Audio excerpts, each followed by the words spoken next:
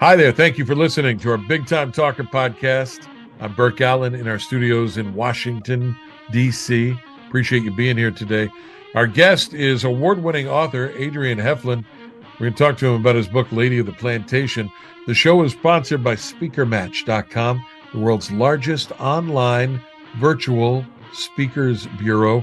If you're a meeting planner or maybe you're a speaker, you can check out Speakermatch.com. They've got a whole host of tools that will help you get together and find one another. It's Speakermatch.com. We have new episodes of the Big Time Talker podcast, downloadable every Tuesday. Subscribe now at Spotify, iHeartMedia, Apple iTunes, or wherever you get your podcast. We appreciate you listening. Adrian Heflin's book, Lady of the Plantation, story of a young slave girl growing up on a tobacco farm in Virginia in the 1800s. And he joins us from his home right outside Atlanta, Georgia. Adrian, thanks for being here today. All right. Thank you for having me.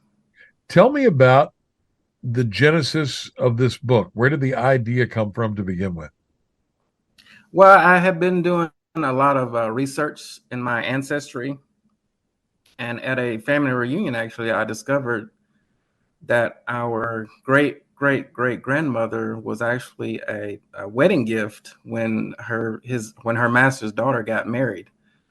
And so that kind of sparked an idea that I wanted to write a story around that. And so I came up with a fictional tale that kind of included that, the fact that she had started her journey in Virginia. And at some point in time, she ended up down here in Georgia. And so that's what kind of sparked the idea to write Lady of the Plantation. Now, you've written several books, and yes, your background is actually not at all in the writing world. If I have this correct, you're an accountant or have an accounting degree. Is that right? Yes, I have an accounting degree. So that's a totally different world than, writing novels, writing poems, short stories, anything except accounting ledgers. So how do you square those two very different things up? It was hard at first because I'm really a math guy. I'm okay. Not much of an English guy, but I do like to read. I've always loved to read. And so probably my freshman year of college, I got the idea to write a story. And I wrote a short story and just kind of buried it and put it away. And wrote another couple of short stories. And in the course of an English course that I was taking, one of my professors thought that my essay was good enough to maybe publish in one of the magazines. And that kind of got me sparked to maybe wanting to be a published author. And so from that point on, I really started to pick up trying to create a writing career. And so far, you're pretty prolific. You've cranked out a lot of stuff. Yes, sir. This new book, with a personal connection, though, did it give you a different sort of way to go about writing? Because it clearly you don't have all the information. You do have a little information, but it's not a traditional memoir. You had to flesh out this whole story from this nugget that you gleaned at your family reunion. So is that a different way of writing for you? Yes, because typically I like to be completely creative so that I can, have some, a little autonomy. Sometimes I write, mostly I either write historical or I write like dystopian. So I'm either in the future or I'm way in the past. In the past, right. But this one here particularly was a little difficult for me because, some of this stuff I knew that it was possible that this stuff happened. And so I knew where her journey began, which was in Virginia, and I knew that her journey ended somewhere maybe about an hour from where I live here in Georgia. And so I knew that there was a lot of heartache, not just for her, for other members of her family, other people that went through slavery. And so to be able to try to tell this story, to get not necessarily the facts straight, but to tell it in a way that it could be felt by the readers. Understand what I'm saying? I do. And I was taken, when you were describing the book a little bit, just this whole concept that, your character, Sylvia, is sent to a plantation as a gift, a human being sent as a gift. It's almost more than I can wrap my head around. But you Yes. have clearly a different perspective. You're an African American man. You and I met in person in Miami when you won your Reader's Favorite Award for this book Mhm. in 2024 in Georgia. And I wonder if it's difficult for you to go back and look at that horrible, painful part of this country's history. Yes, it's very difficult. I think of the things that my ancestors had to go through, that they had to suffer, that they had to endure, the unlikelihood, the small percentage that even made it from Africa to this country, so to survive that and to come out of that and somehow survive the journey from Virginia to Georgia, very much touched my heart. And I think of all the sacrifices that were made from people in the past so that I could be where I am today. Our guest is author Adrian Heflin. His book is Lady of the Plantation. It's a Reader's Favorite Award winner, and he's the author of several books, including Rosie Dawn, Lady of the Manor, A Good Man Down. Um, Adrian, you do something that I think is pretty interesting with your writing, and that is that you have a lot of Kindle edition books that, for folks who are not familiar, that are ebooks and Yes. available as e-readers, and you make them available at a very low price so that people can get familiar with your work. And I wonder, as somebody that is in that world, in the publishing world, the book world, what your thought is there. Is it that you want to get as many readers as possible as opposed to make as much money per book as possible? Tell me about making books available and so accessible to so many people so inexpensively. Well, I want my stories to be read, and I feel like if they're good enough, the money will come eventually. So I don't really concern myself with the money. I just want the stories to be read, because I feel like if they're good stories and they're enjoyable and they're popular and they are creative enough that maybe someone will pick it up as a television show or as a movie, or you know whatever the case may be. And so I don't really concern myself on the front end with the money, because I feel like if my writing is good enough, then that will take care of itself. The book is Lady of the Plantation. The author is Adrian Heflin, and you can find the books available if you are a Kindle reader for just 99 cents at Amazon.com.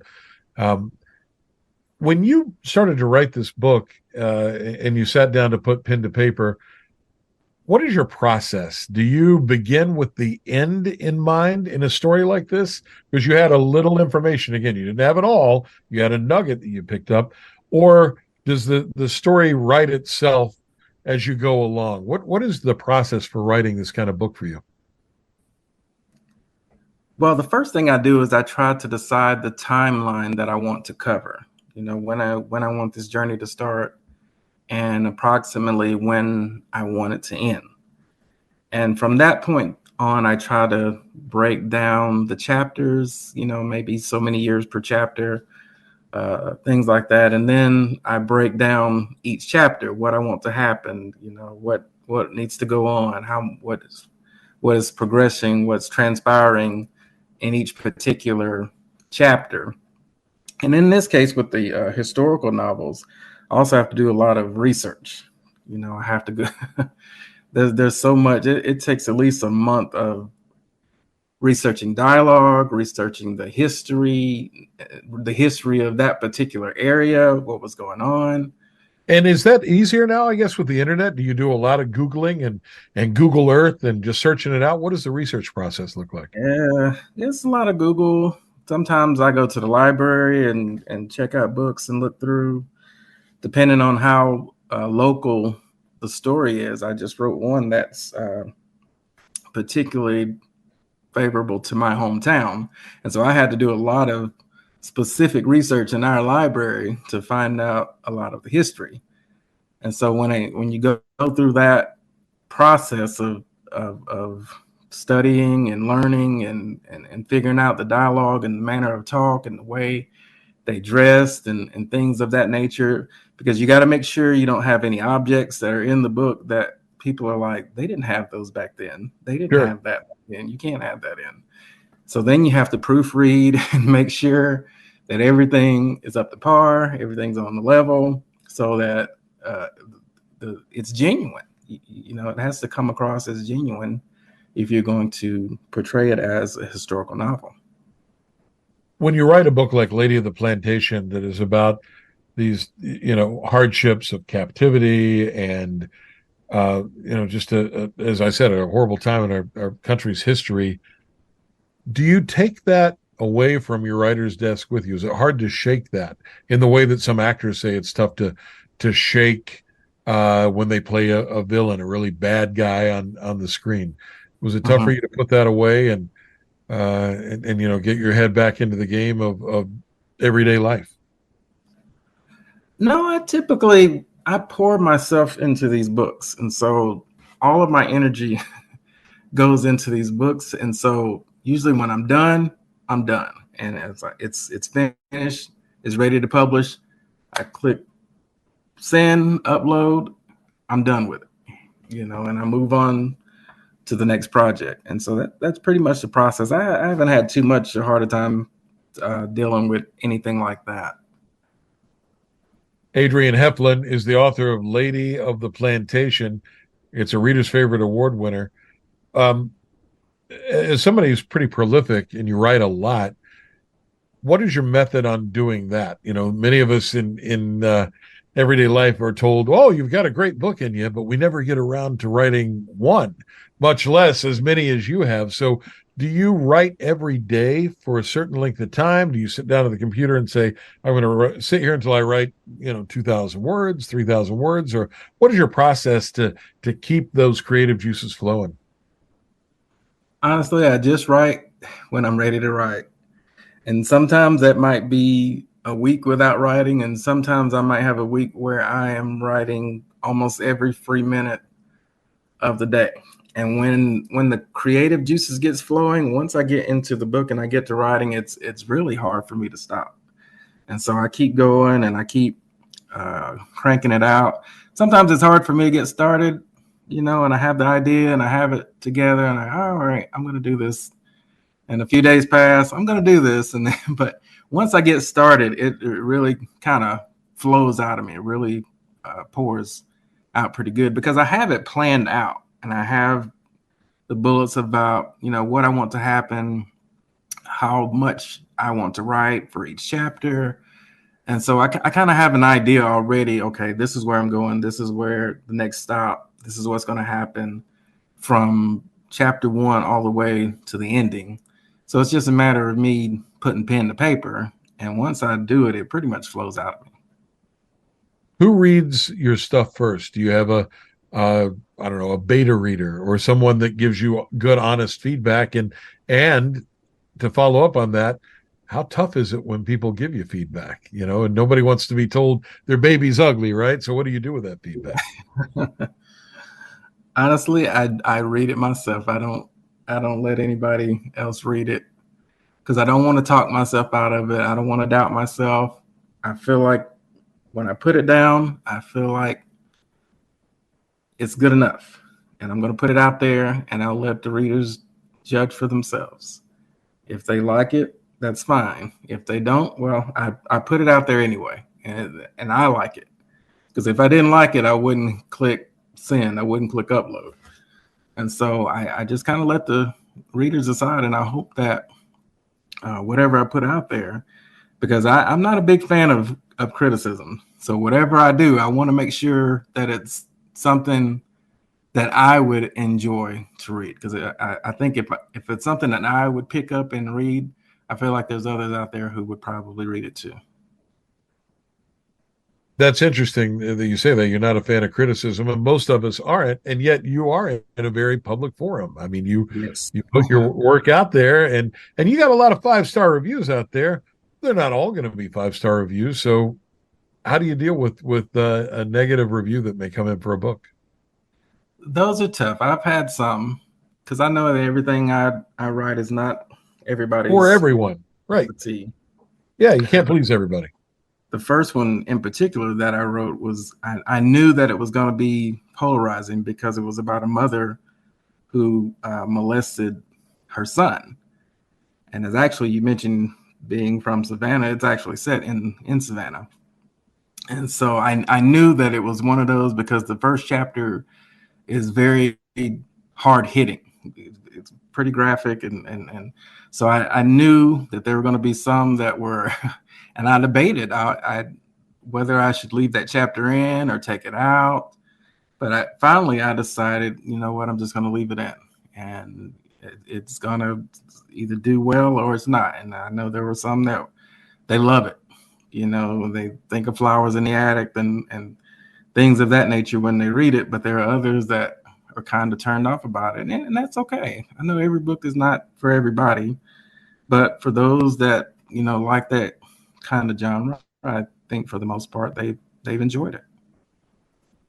Adrian, you're a younger guy. I don't know how old you are. Could you share with me how old you are? I am 45.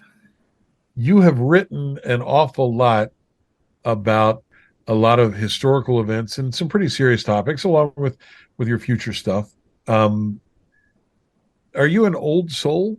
You know, how is it that you are interested in these things that happened so long ago, and can do all that research and get into it when, you know, frankly, lots of folks your age and younger are not at all interested in what happened in the past. Yeah, I've always been a bit of an old soul. Of course, born in the late 70s, so obviously I'm an 80s baby. Yep. But I grew up listening to all the music of the 50s and 60s, and you know, so I'm kind of in that little in between where I kind of go back a little bit. I'm old enough to go back and know all of this old time stuff, as my kids say.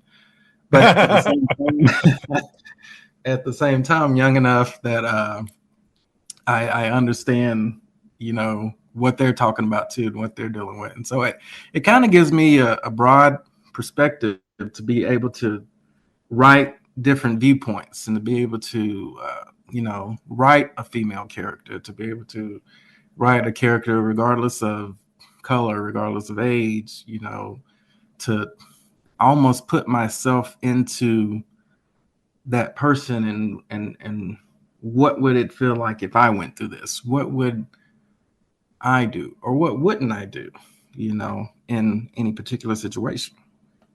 Well, I'm glad you mentioned that because I wanted to ask about the writing of Lady of the Plantation, where it is the story of this young slave girl, Sylvia, and you had to get inside her head to make her believable. Not only, you know, do you need to get in touch with what a young woman would go through, but a young woman in the, you know, mid 1800s in a very different circumstance as yourself. You know, there may be some aspiring writers who are out there who are, you know, fascinated by your story. I certainly am, and I wonder how you did that. How did you get inside Sylvia's head to be believable? I mean, there's even, you know, I don't want to give away the whole book, but there's a sort of a forbidden love affair between her and somebody that she should probably not be hanging out with. So how do you do that? How do you get inside a character that is so different than you?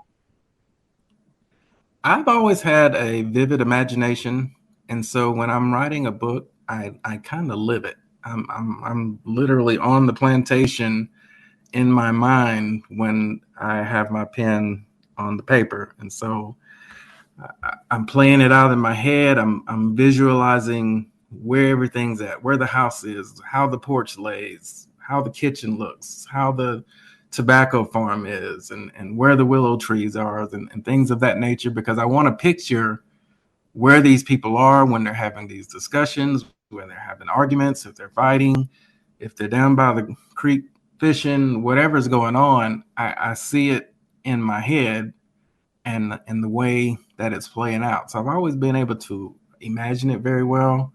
and play it out very well, almost like I'm watching a television program when I'm writing it. You cast your books in your mind? Do you have, an actress that you visualize as Sylvia, for example? I didn't for Sylvia. I do have some that I do, but I don't do that very often. Now, when I did Lady of the Manor, I did picture, I can't think of the actress name, but she was in Devil Wears Prada. My Anne goodness. Hathaway. No, not the older lady. Oh, Meryl Streep. Meryl Streep. That's who I thought about. If they ever turned this into a movie, I'd love for Meryl Streep to play the Lady of the Manor. But I usually have a character created in my head, and maybe afterwards, if I think, in terms of, movie deals, book deals, TV, whatever, I might have a character or an actor or actress in mind to play it. But usually while I'm writing it, I have a completely new created individual in my head that's portraying the character. This period in American history has been portrayed in books and movies many times, and completely different. And I think of, Gone with the Wind to Django Unchained to Roots, and all points in between. Where does Lady of the Plantation fit into that lexicon of stories about that era in American history? I think it fits in maybe a little differently. I know it's as you mentioned before, a forbidden love story, and I didn't even necessarily start it out that way. I just wanted to tell the story of a woman and all the things that she has to endure. But I can imagine that when you're going through that, sometimes there are feelings there are emotions there that you try to keep down because society would not allow it. But at the same time, the feelings are there. And so I try my best to portray these characters genuinely, to do my best to make sure that the story is historically accurate, so that when they do look at other movies, whether it be Django Unchained or anything, or read a novel that's set in the time of slavery, that they can look at that and say, you know what, this is just as historically accurate. And not only that, it's a good story. It's something that I really enjoyed reading as well. I think it's important that those stories get told, and yet they still need to be entertaining, as 12 Years a Slave was. It was an amazing story about an amazing individual, much like your lead character in Lady of the Plantation, Sylvia. Adrian, where can folks find these books? Where should we send them? They're available on Amazon.com.